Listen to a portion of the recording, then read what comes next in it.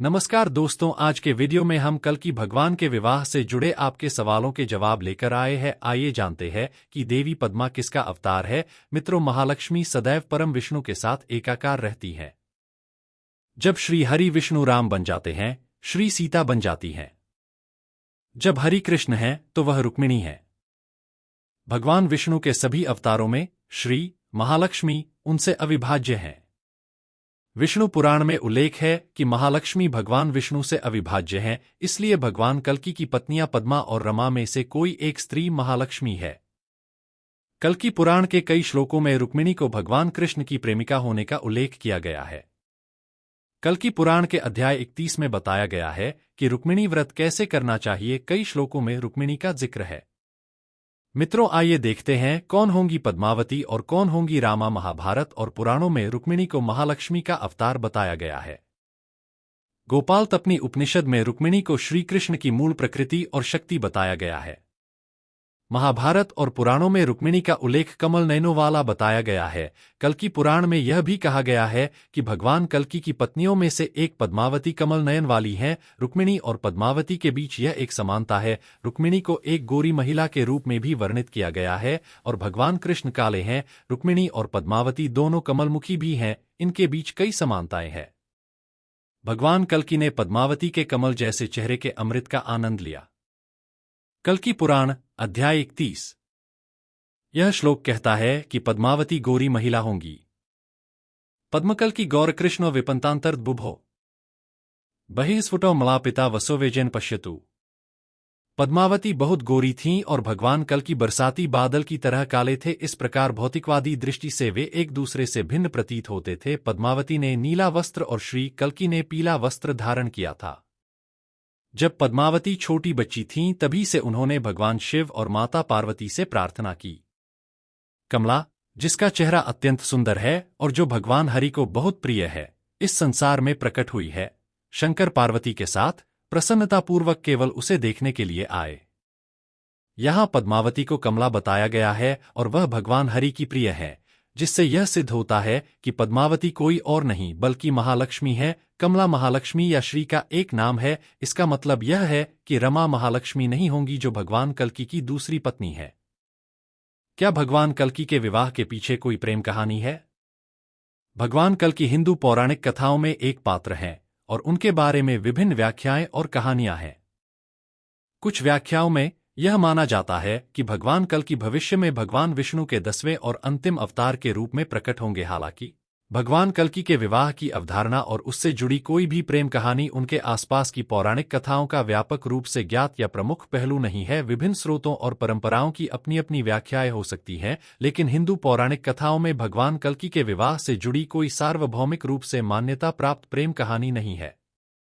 हाँ, कल्कि और लक्ष्मी के पीछे एक अच्छी प्रेम कहानी है। कल्कि भगवान भारत के छोटे से गांव में पैदा हुए हैं, लेकिन महालक्ष्मी का जन्म भारत में नहीं हुआ है। वह हमारे देश से नहीं होंगी, वह दूसरे देश से होंगी। प्रभु कल्कि और महालक्ष्मी उस समय एक दूसरे से मिलेंगे जब कल्कि अपने देश से दुनिया पर शासन करने के लिए चले जाएंगे और पूरी दुनिया में न्याय और समानता का प्रवाह होगा, जिस समय वह भगवान कल्कि से मिलेंगी। मित्रों, एक अन्य प्रश्न के अनुसार कल्कि के लिए कौन बनेगी पद्मा, राधा या रुक्मिणी या सत्यभामा? आइए जाने इस प्रश्न का उत्तर। चूंकि रुक्मिणी ने हनुमान को सीता के रूप में दर्शन दिए थे, निस्संदेह वह सीता ही थी। दोनों श्रीदेवी लक्ष्मी का रूप हैं, जबकि राधा नीला देवी रूप हैं और सत्यभामा भूदेवी लक्ष्मी का रूप है। विष्णु पुराण में उल्लेख है, जब महाविष्णु वामन थे देवी लक्ष्मी उनके लिए कमला थीं। जब वह परशुराम थे तब वह धरणी थीं। जब वह राम थे तब वह सीता थीं। जब वह कृष्ण थे वह रुक्मिणी थीं। कलयुग में महालक्ष्मी कल्कि के लिए पद्मा के रूप में अवतार लेंगी। त्रेतायुग में महालक्ष्मी ने प्रभु श्री राम के लिए सीता देवी के रूप में अवतार लिया और दुनिया को राम का प्रेम दिखाया। राम ने एक पत्नी व्रत का पालन किया। श्री राम को विशेष रूप से राजा राम के रूप में अधिक महिमा मंडित किया जाता है, क्योंकि वे अब तक के राजाओं में सर्वश्रेष्ठ थे। राजाओं की आमतौर पर कई पत्नियां होती थीं, उन्होंने एक पत्नी व्रत का पालन किया और यही मुख्य बात है। द्वापरयुग में महालक्ष्मी ने श्री कृष्ण के लिए विभिन्न रूप धारण किए। सत्यभामा भूदेवी थीं और लक्ष्मी सहस्रनाम में मित्रविंदा का उल्लेख है।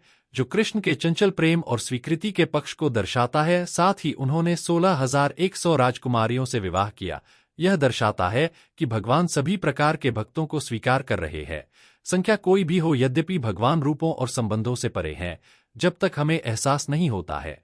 हम भगवान को जिस भी भाव से देखेंगे, वह उसी के साथ प्रतिक्रिया करेंगे, तब भी जब हम उसे अपने प्यार और जीवन साथी के रूप में देखते हैं, वह हमें उच्च चेतना की ओर ले जाएगा और हमें स्वीकार करेगा। कृष्ण ने हमें यही दिखाया। रुक्मिणी देवी स्वयं मानव रूप में लक्ष्मी देवी थीं, एक संपूर्ण अवतार। इसीलिए उनका उल्लेख वेद व्यास मुनि द्वारा हर जगह किया गया है, और यहाँ तक कि स्वयं कृष्ण और अन्य पत्नियां भी संभवतः लक्ष्मी देवी के रूप थीं।